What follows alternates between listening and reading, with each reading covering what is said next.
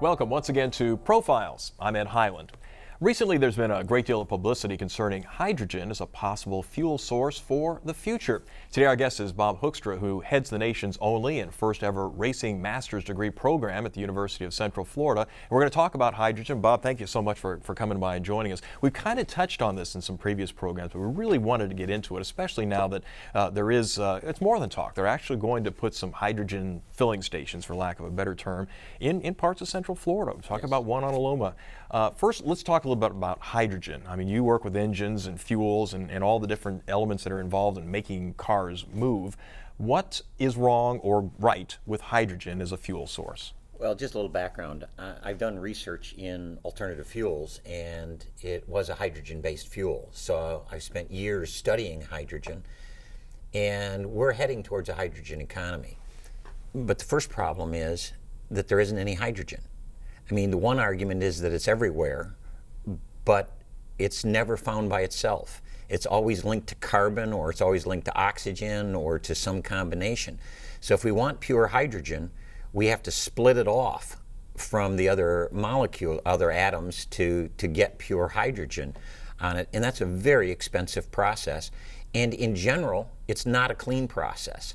So you start with the argument, well, you have this absolutely clean fuel, but it wasn't clean to get the fuel. And so it's not the magic that it's being made out to be. Now, most people, myself included, in science class, we had the little electrodes, and we would take and we'd split some the atoms apart. We'd get our little bit of hydrogen gas or a little bit of oxygen, and that was, it doesn't seem that hard to the layperson to make this happen. What's the problem with this split? It takes a lot of energy to split it apart. And because it takes so much energy, the question is, where are we going to get it from? Solar is just simply not practical as a means of being able to split hydrogen off from the oxygen. So we're going to need electricity. And where does the electricity come from? Well, from power plants that are burning natural gas or coal, and so if you start taking in the cradle to grave look at efficiency of using hydrogen, it doesn't look nearly as good as what it does when you have this kind of rose-colored glasses. We have this wonderful fuel, and when it burns, the only thing you get back is water. That's just not simply true if you look cradle to grave. Well, what should be the next step then? I mean, we have, if hydrogen is not going to work for us, then what will? Well, personally, I think we need to transition to hydrogen. What bothers me is that there's this belief that we should make this flying leap from where we are in an oil-based economy into a hydrogen economy in one jump. And what is a lot more rational is starting to incorporate some hydrogen into the process and develop it over a number of years. And eventually, we will end up in a pure hydrogen economy. But we're a long ways away from that. Most of the experts, and I'll support what they're saying, is that we need some major breakthroughs to be able to get to a hydrogen economy. And nobody forecasts breakthroughs. You know, we can't tell you, well, we'll throw enough money at it, we'll have a breakthrough next year. Or 30 years from now. It doesn't matter how much we throw at it. You know, we have to do the research, and eventually we're going to find some solutions to some of these enormous problems associated with going to a pure hydrogen economy. So the rational thing to do is to start using a little bit of hydrogen in combination with other fuels. Running it around out on the streets as pure hydrogen in vehicles has just a tremendous amount of risk. Safety risk to the public is part of it.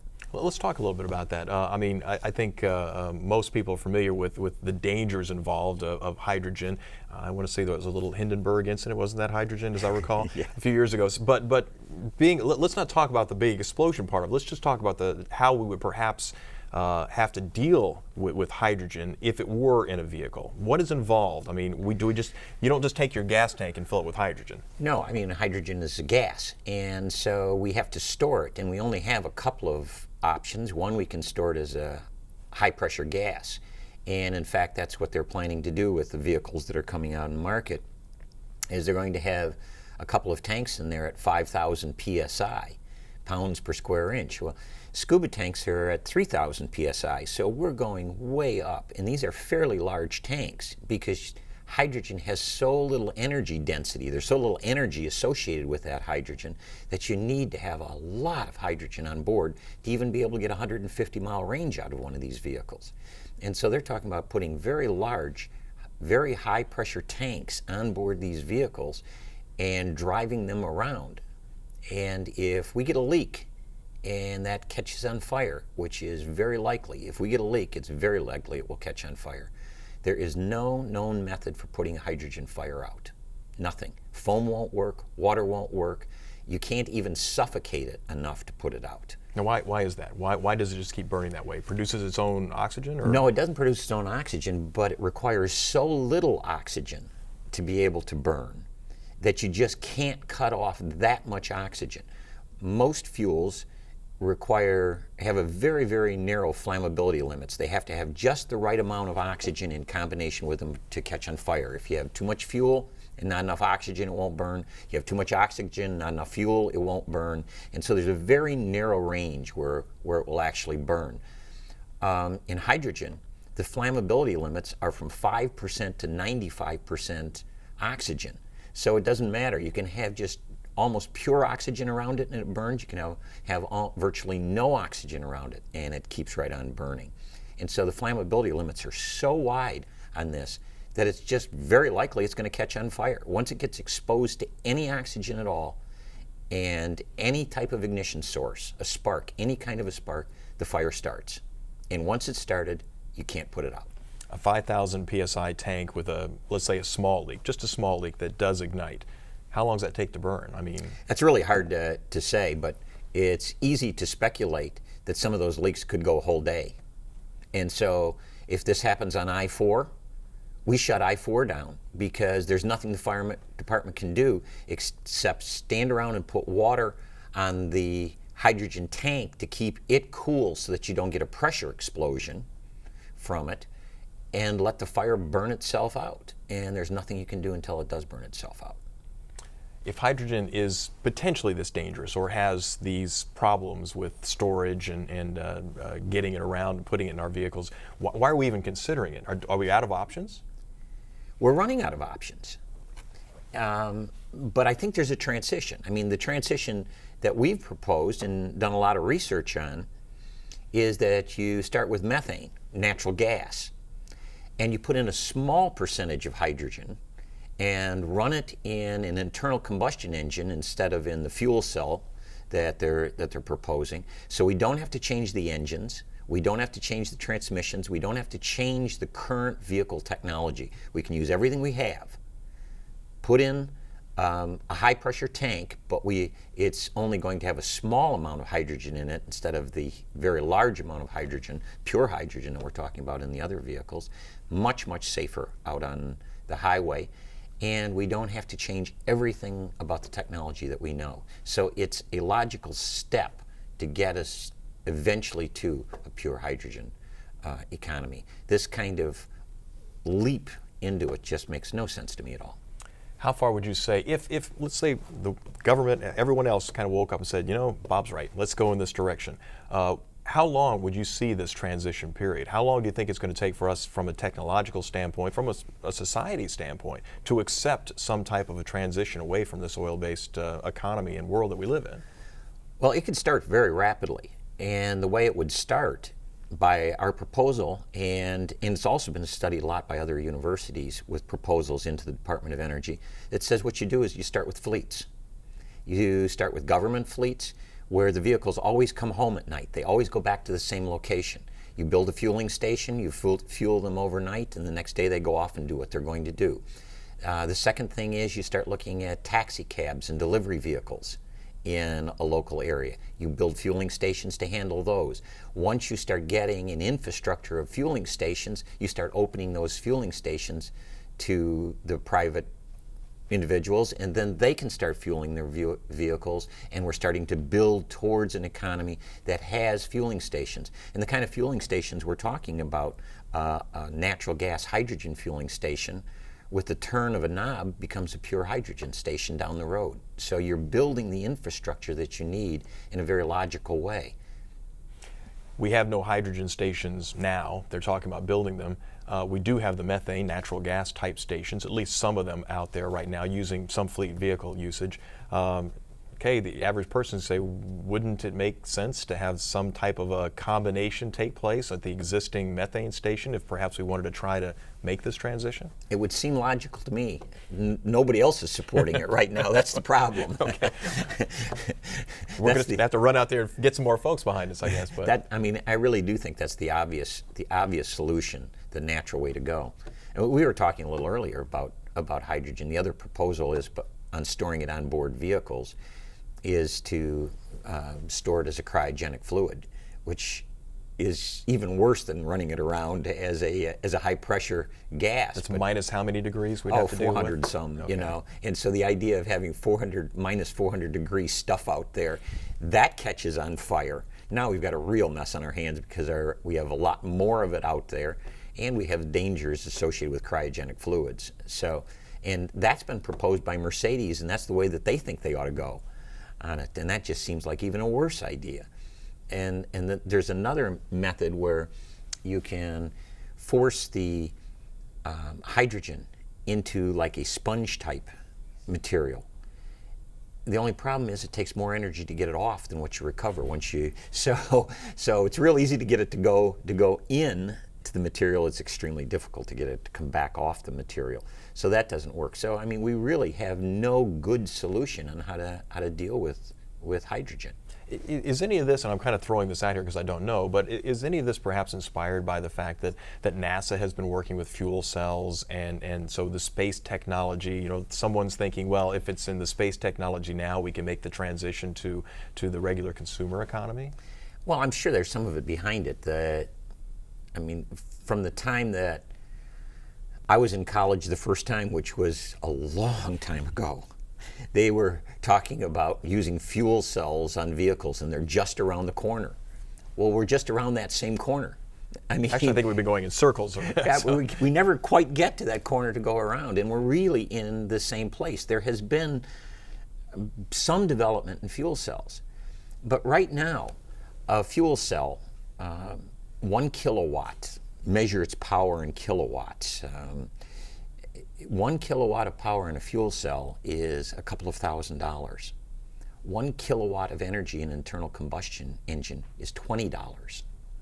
And so when you say to the fuel cell people, how are you ever going to make this competitive? Well, if everybody's using it, the price is going to come down.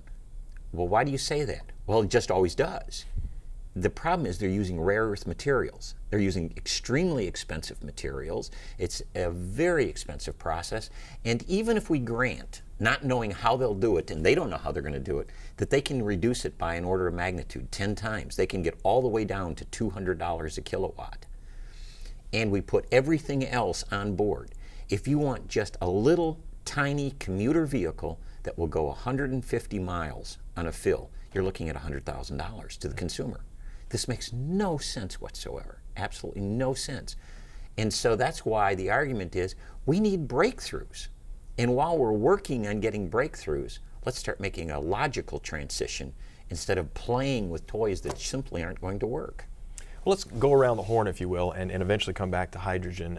But I want to start with some of the other fuels that have been bantered about as possible solutions to our dependence on energy. We talked the other day at one that is being used in South America. I believe it's Brazil that's using almost 90%. They're not dependent on oil anymore because they use ethanol, which comes from their sugarcane production. Florida, we can grow sugarcane here. Why couldn't we at least supplement our fuel supply with ethanol and maybe work toward becoming less dependent in that fashion? Certainly we could. But again, it's not as easy as people, well, we'll just do that. Ethanol and methanol, both, the alcohols, put out aldehydes as an emission. And when I say aldehydes, most people are going, well, formaldehyde is what comes to mind. That's one of them. That's okay. one of them. Exactly. It puts out, and aldehydes are highly cancer causing. And it's almost impossible to get it out of the emission, out of the engine. So we are creating some serious problems in terms of emissions by going to it, particularly, and the higher the percentage is, the bigger the problem is. That's why 10% is okay, 90% is a big problem. The other thing that you have, problem that you have is this, it won't start when it's cold. I mean, it simply will not start when it's cold.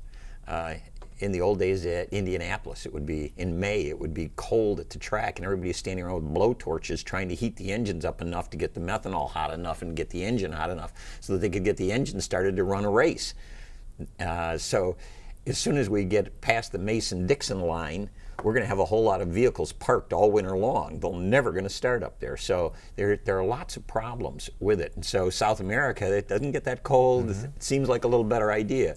Here we have the temperature extremes. It's very, very difficult to make that transition. Having lived in the Midwest the last 3 years where they do have ethanol in a lot of the tanks, you did see that. The locals would take and switch over to the non-ethanol products because of the concern that the lines would freeze. They just wouldn't be able to get the car started. That's right. But that was always a good excuse not to go to work too. Hey, my fuel line's frozen. All right, well, let's continue on down the horn there a little bit. Okay, we talked a little bit about ethanol. For years, I mean, since I was a youngster, they were talking about solar. Oh, solar also right around the corner. We're going to get better cells. We're going to get more solar panels. We're going to be able to use solar to charge batteries, and the batteries will then carry us through the nighttime when we need that energy. In the daytime, they'll recharge. We keep waiting. And that's exactly it.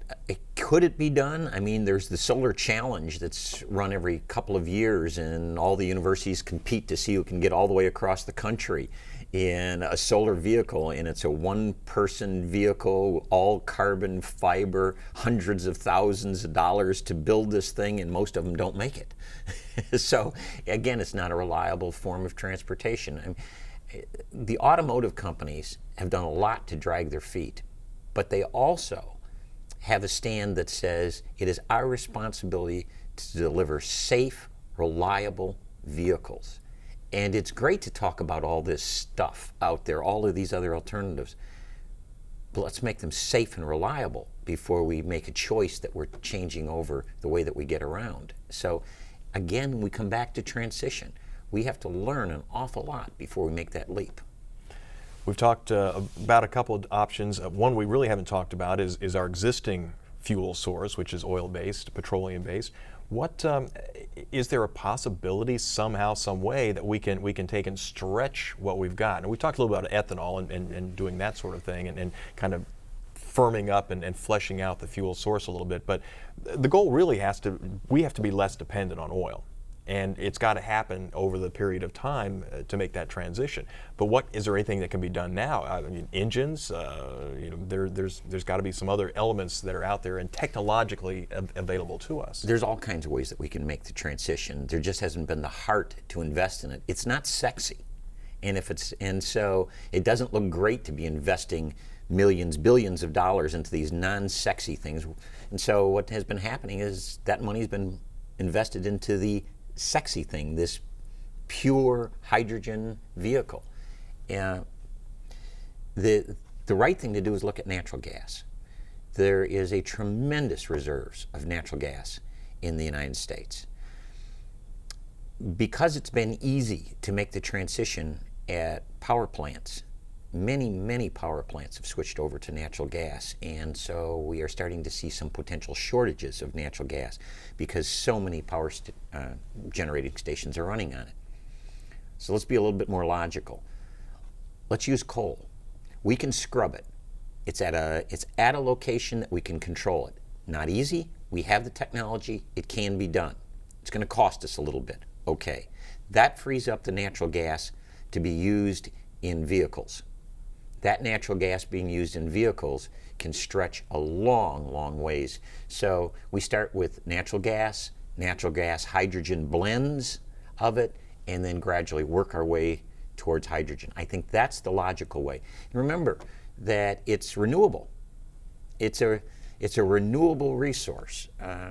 All we need is a pile of organic material, and in the right environment, it will naturally turn into methane gas. And so it's a very renewable resource for it. And so the logic is to start making that transition in that direction. We'll get our cows and other methane-producing sources out there together. I mean, it makes great late evening jokes, but in fact, it's doable. Mm-hmm. It really is doable.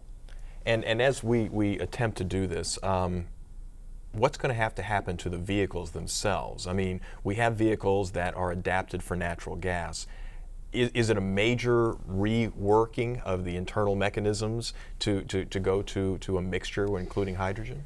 It really isn't. If it's a natural gas vehicle, it already has high pressure tanks in it, and so it's a matter of changing the pressure that the gas is being delivered into the engine and reprogramming the computer. We took a natural gas vehicle and one day had it converted over and had it running on the streets on a blend. And that vehicle passed California zero emission certification without a catalytic converter. It's that clean. So it's not difficult to do this at all. Then what's it going to take? We have an effort that's being made to put the hydrogen fueling stations, at least the prototypes, in place to begin a pure hydrogen type of fueling operation. It's a test, but at least there is a step in that direction. While it may have problems, at least it's a step in some direction. But what's it going to take to perhaps bring forward some other ideas? Are we just shorting ourselves dollar-wise in the research side? Are we shorting ourselves in the public relations side, trying to get more people on board with something other than petroleum-based products? There's virtually no research needed to be done to go to a methane hydrogen blend. There are still some research questions that are interesting and should be explored, but we could do it tomorrow. And so it really is a matter of the Department of Energy saying we are going to move towards a rational alternative and start investing in putting in stations, supporting fleets that want to use this, and the government pushing in that direction as opposed to making this huge leap into a pure hydrogen economy. And also the push has to come from the government to the automotive that says, you're going to do this. Mm-hmm. And we'll support you this way. But you guys are done playing with the pure hydrogen for a while until we get a logical transition underway. Once we get that process underway, we'll go back to looking at pure hydrogen, because eventually we're going to have to get there. But let's take something that will carry us the next 25 years forward while we're trying to solve these enormously difficult problems that we have with pure hydrogen. Is part of the problem, in your view, lying with the auto manufacturers at this point, in the sense that they're taking the path of least resistance? I mean, they could easily be the ones to step forward and say, let's do the transition. Instead, they're going toward the hydrogen side. It's really hard to stand back and blame them.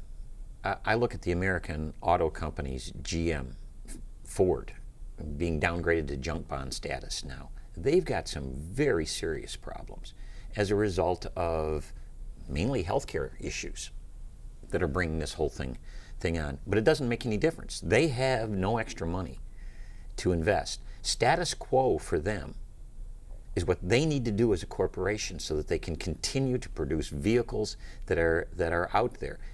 They can't take the lead in this. They need the support and the direction. Right now, status quo has to come from our automotive companies. The government has to take the lead in making the alternatives happen. I mean, first huge step would be for the military to say, we'll take the lead and we'll demonstrate the viability of using alternative fuels and make a major effort. They keep playing with it on the fringe areas, but make a major effort within the military. And I'm sure there's lessons that are going to be learned. That's the research that needs to be done right now. Let's put them out there and find out what the unexpected problems are. We know the fuel works, we know the basic technology works. Let's find out what the problems are and start moving in that direction rapidly. And we've been saying this for 10 years. And we are still in the same place where we were 10 years ago when the patents were being applied for. Could it be that finally people are going to start listening because they're paying $2 a gallon for gas or more, and now, well, maybe I should be considering some other fuel source or some other smaller vehicle? Well, I don't know. I really don't know. I mean, we moved towards smaller vehicles. I mean, the memories of the oil embargo are just a vague memory, and so the American public did what it always does, bigger and better, and went running after SUVs, and the bigger and the more powerful they were, the more they bought of them. And now they're starting to say, well, maybe that wasn't such a good idea. What is it going to take to change it? I don't know. It's just unbelievable that we find ourselves knowing that we have reasonable transitional solutions that are 10 years old now, and we're still in the same place that we were 10 years ago, and nothing's happening. And it's an American thing. I mean, you go to Europe and they have a lot of small cars. You don't see any big SUVs on the road. If you do, it's usually somebody who's rented it, and it's usually an American with several, a businessman or something with several people that he's trucking around for whatever purpose. But you just don't see a lot of big cars. Well, and you still have the attitude that the American public keeps looking to the government and saying, well, release your oil reserves or something. I can't keep affording to pay this for my gasoline. Well, that's not the solution. We have to stop using it at the rate that we're using it. Well, I mean, we're not out of oil, but we've got to stop using it at the rate that we're using it. And hybrids make some good sense. There's still a lot of problems with them, but at least they're out there being tested. And then the next logical step on a hybrid is let's put a hydrogen methane blend on board those. Now we're going to be even cleaner than what we were. We have a renewable fuel running along with electricity. Maybe that's part of our transition that we have to make. I mean, I'm kind of sitting there saying, let's do something, but the something is not pure hydrogen. And on that note, Bob Hoekstra, thank you so much for coming back and joining us once again. Really appreciate it so much. And that does it for another edition of Profiles. Thank you so much for joining us. I'm Ed Highland. So long.